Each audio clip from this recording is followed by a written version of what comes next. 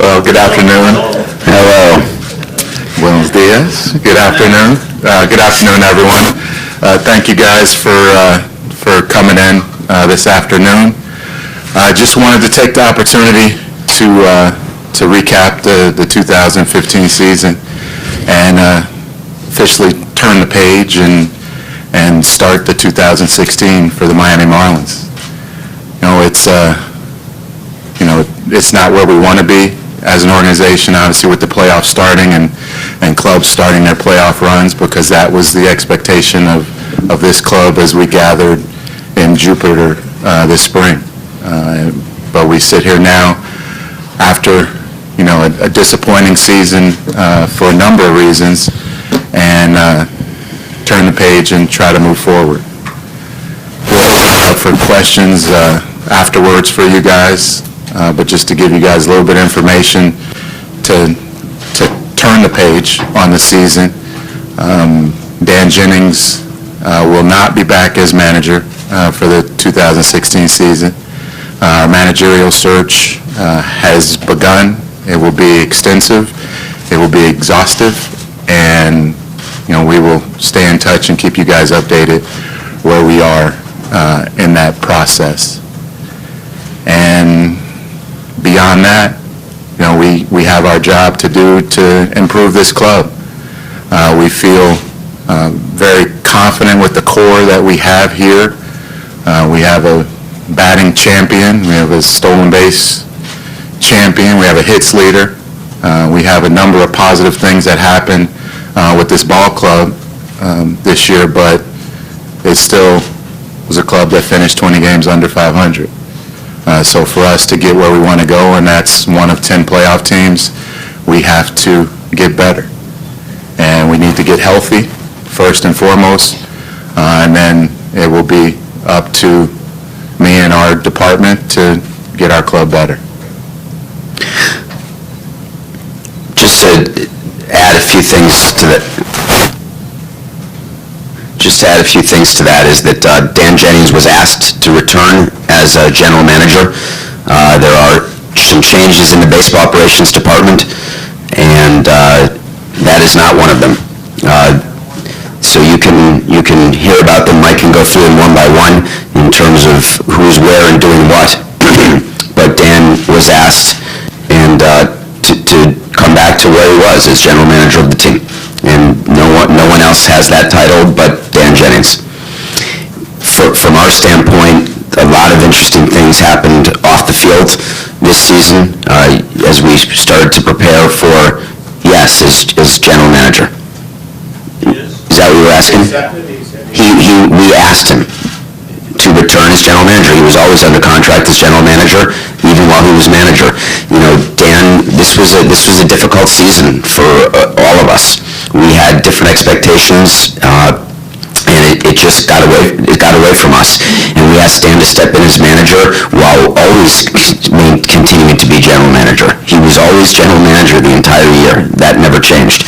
I think that he did a very good thing for the organization by going down there into a very tough situation, and it did not, in our opinion, it was simply what we thought at that time was the right thing for the Marlins to do in order to salvage the 2015 season. At the end of the day, the team ended 20 games under, and the decision was made to not have Dan back as manager and to put him back as general manager. It's not decided yet? Well, where we're at right now, it's obviously been a long season, and we're giving him time to decompress from obviously a challenging season, but we've asked him to come back and be a part of our front office and work with us in improving the roster. So he's mulling the decision.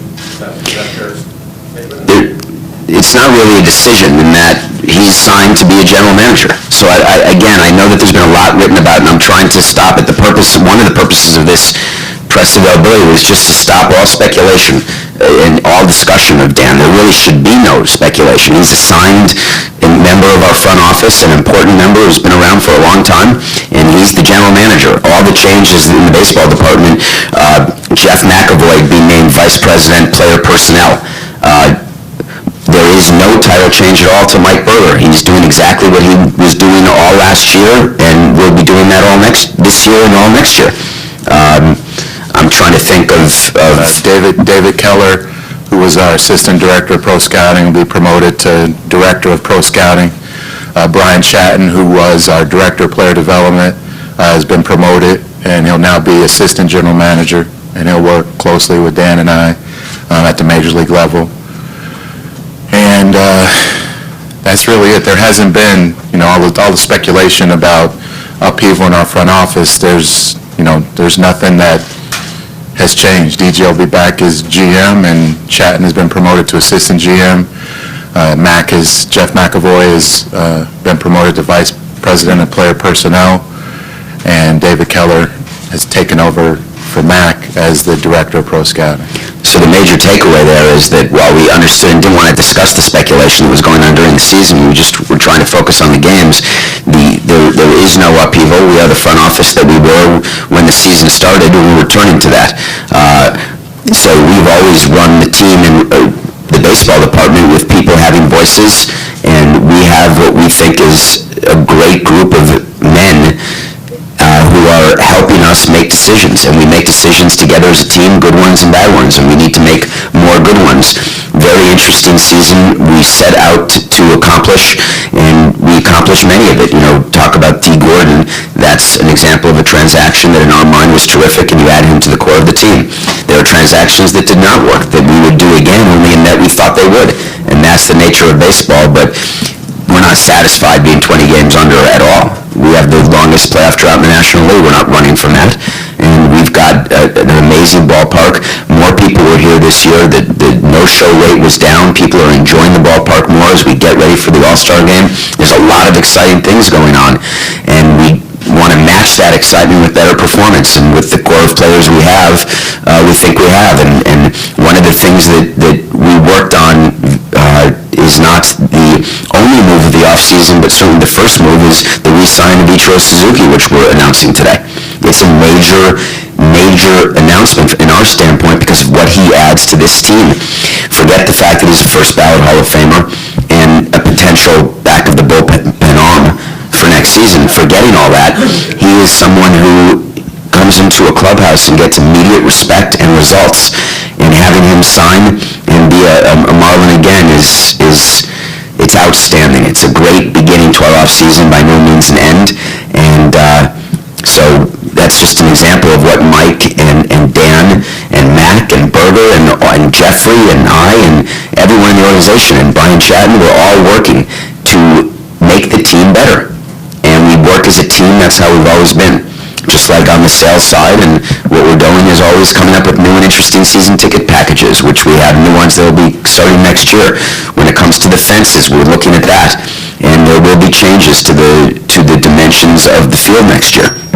And we don't exactly know the scope of those changes yet. We're studying it right now, but we are doing it in an effort to get better. And that's why we do everything. There still seems to be some uncertainty about Dan Jennings' role, though. Yeah, he's been asked to come back. He has that title, but it doesn't sound like he's made that decision whether or not. But it's not. Here's the thing. There's no decision for him to make.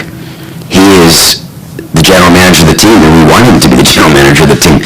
No single individual has a sole voice in a decision that's made.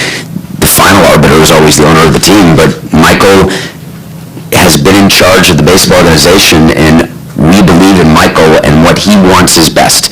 And what Michael wants is a group of people around him, like a round table, a board of directors, who work with him to make decisions. That's really been the structure from the beginning. And that's why we say nothing's changed. So it is true that we've asked Dan, but that's just a nicer verb than telling. And he signed, and maybe we should have used the verb telling, but we've been with Dan for 14 years. It's just not as nice a word. He will be back at the table like he was when decisions are being made to make this team better. What do you sense DJ's head's at? Obviously, he really liked managing, and he likes the relationship. And where do you think he is right now as he makes this transition back? I think once he takes a minute, it's hard to decompress discuss after a season. We don't have the luxury that I wish we did have, because we were on a conference call the minute the last pitch came in the Philly game to end the season. Mike and I, to the airport, were on a phone call talking about 2016. We don't get that minute to decompress, and we were talking about that. When you're the manager, we wanted to give Dan that. He needs that time, and he should need that time. It's been a tough year, on and off the field. And so, where's his head? He dove knee-deep into managing, and that's what we asked him to do on May 18th, 17th, and 16th. And he dove into it head first on behalf of the organization that he's been loyal to, and we've been loyal to him for 14 years. So, 14 years. So where's his head? I think his head is probably needing to relax a little bit and then get ready to get back to helping make decisions on how we need to get better. And the experience he had, I think, is going to help him as a front office person. David, when did you guys come to this decision about moving Dan back to general manager? And if it was early, how much inquiry has there been about this? I mean, it's a hot ticket to be a manager in the region. How much inquiry are you guys getting from people interested in the job? You can answer that, Dave. All the emails come to you. Yeah. It's it's one of 30. It's one of 30, so obviously it's an honor to be a major league manager, and I think people recognize what we have here, and there is a solid core of talented players, and we feel that we aren't that far away from winning, and I think that's why we still maintain optimism. We're still enthusiastic because I think people have seen the talent that is here. The 2015 season was incredibly disappointing. You can look at a lot of things that just didn't go right. Our opening day starter got 0 wins for us. Our middle of our order, our franchise player played in 74 games. But then, as I said, there's some other positive things that you can look at, and that the injuries that we had to endure created opportunities for other players, and some of the young starters, the Adam Conleys and Justin Nicolinos, were able to showcase their abilities, albeit a little early.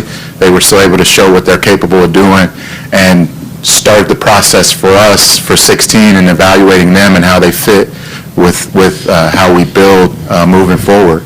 You look in the bullpen with the emergence of Carter Capps before he got injured, and he was on his way to one of the most dominating seasons in bullpen history with what he was able to accomplish. So there was good things there. Kyle Bearclaw, Brian Ellington, players who were in our system that we weren't counting on to pitch meaningful innings for us in the big leagues, stepped up and showed that they are very capable pieces for us to look to into 2016. And then you look on the field, Christian Yelich, who battled the early injuries, batting over 340 the second half of the season to finish at 300. D. Gordon in the batting title. The emergence of our young catcher, JT Realmuto, the Gold Glove defense of Etch, Prado being the pro that he is, Justin Bohr emerging as a viable first base option for us. Those were questions that we were able to answer, albeit in a disappointing season, but it gives us optimism as we look forward and paints a clear roadmap for what we need to do to improve this club. Mike, as you conduct a managerial search, how much importance do you place on previous major league managers? Josh, I think we just want the right person. I'm not going to say that whomever our next manager is going to fit any type of mold, any type of one mold. We just want the right man for the job, the leader who's going to help this talented young core take it to the next level. I spoke at the end of last year about the progress we had made and the plus 15 in games that we had made and what we were trying to do to take that next step. And we stalled. We stalled in 2015. We did not get over the hump. We had young players that came out of the box. They underperformed. They didn't do what we thought they would do. They had to take a step back. In the bullpen early, we had underperformance from the back end of our bullpen that I think hurt us early. And then you just look at the injuries. You're not to think that our opening day starter got 0 wins for us is tough. It is because this is a team built around his pitching. We knew that Jose was not coming back till mid-year, so we had to tread water with our pitching, and when Alvarez is injured and not productive, that hurts us. And, that was part of it. And then injured and the guys in the middle of our lineup.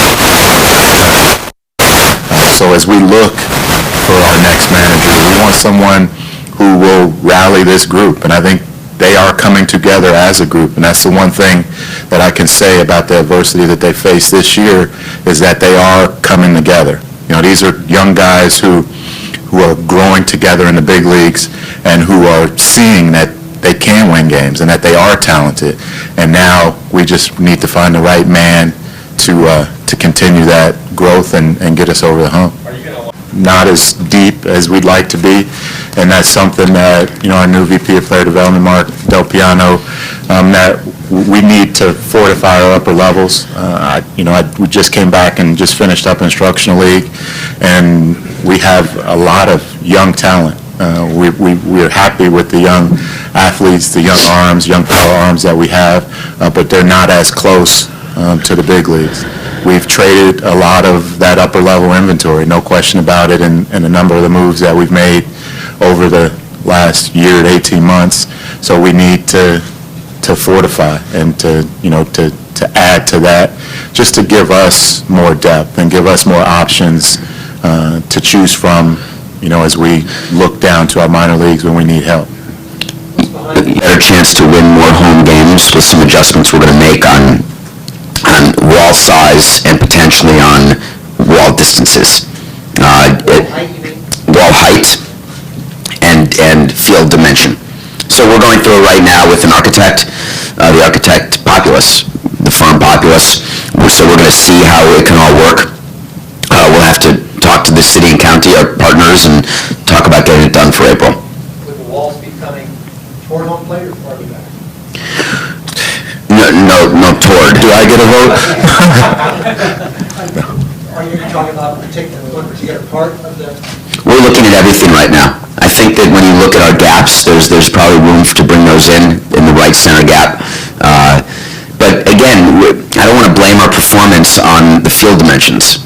I think that dovetailing about the farm system, if we had Nicolino and Conley and Barraclaw and Urena and Ellington, those would be upper level in the farm system, right? But for injury, they would be in the farm system. So I always hesitate. We don't necessarily choose a day to evaluate our farm system or look at a ranking by a publication. That does not impress us. What we're looking at is the general overall talents in the organization.